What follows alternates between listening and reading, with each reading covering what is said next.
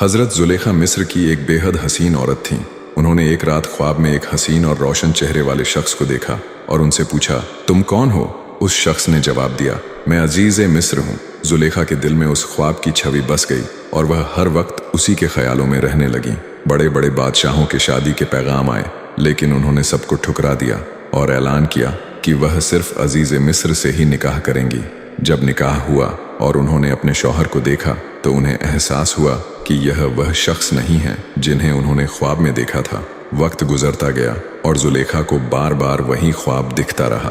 फिर एक दिन अजीज़ मिस्र ने हज़रत यूसुफ अलैहिस्सलाम को मिस्र के बाजार से एक गुलाम के रूप में खरीद कर घर लाया। जब ज़ुलेखा ने यूसुफ अलैहिस्सलाम को देखा तो पाया कि यही वही हसीन शख्स हैं जिन्हें उन्होंने ख्वाब में देखा था। यूसुफ अलैहिस्सलाम के हुस्न पर फिदा होकर ज़ुलेखा उन पर मोहित हो गईं और उन्हें अपनी नाजायज़ ख्वाहिश पूरी करने की दावत दी। उन्होंने एक महल बनवाया जिसमें 7 कमरे थे। वह यूसुफ अलैहिस्सलाम को अंदर ले गईं और हर कमरे का दरवाज़ा बंद करती चली गईं। जब आखिरी कमरे में पहुंची तो अपनी ख्वाहिश जाहिर की, लेकिन यूसुफ अलैहिस्सलाम ने इनकार कर दिया और भागने लगे।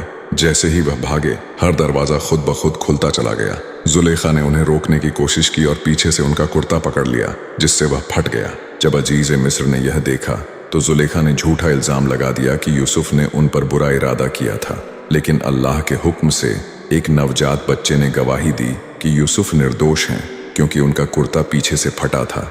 बात पूरे शहर में फैल गई और औरतों ने ज़ुलेखा पर ताने मारने शुरू कर दिए। जवाब में ज़ुलेखा ने उन्हें दावत पर बुलाया और उनके हाथ में फल और छुरियां दी। जब यूसुफ अलैहिस्सलाम उनके सामने आए तो उनकी खूबसूरती देखकर वे सब मंत्रमुग्ध हो गईं और फल के बजाय अपने हाथ काट लिए। वे हैरानी से कह उठीं, यह तो कोई फरिश्ता है।